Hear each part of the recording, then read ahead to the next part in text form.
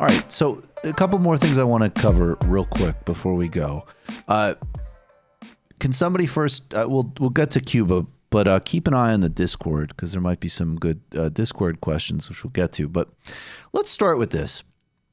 I want to talk about two different aspects of the Castro legacy here, because now the latest thing is, oh my God, Bernie Sanders said common sense and obvious things about Fidel Castro.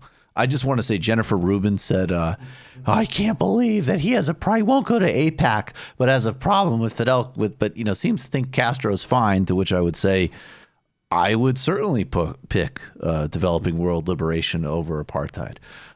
This is Bernie Sanders talking about Cuba in the 1980s. And then let's actually go to President Obama talking about Cuba in 2016 or 15.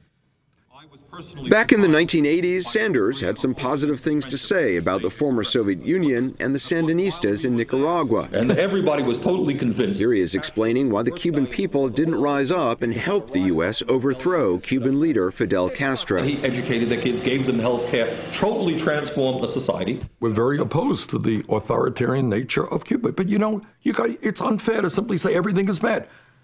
When Fidel Castro came into office, you know what he did? He had a massive literacy program. Is that a bad thing, even though Fidel Castro did it? There's a lot of dissidents imprisoned in Cuba. That's right, and we condemn that. Unlike Donald Trump, let's be clear, I do not think that Kim Jong-un is a good friend. I don't trade love letters with a murdering dictator. Vladimir Putin, not a great friend of mine.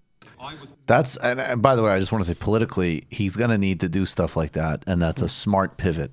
Here is President Obama. And we're going to get to Castro helping defeat apartheid and the incredibly positive role the Cubans played in African liberations movement. But literacy and healthcare, to deny those achievements of the Cuban government is putting you in crackpot territory. Like, this is the non-debatable stuff.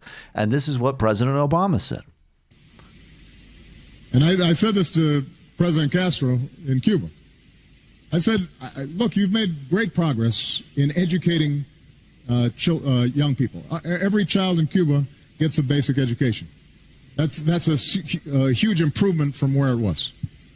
Medical care.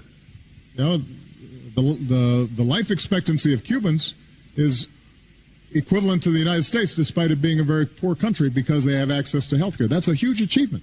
They should be congratulated. But you drive around Havana and okay, I mean, sure. But look, let me be clear.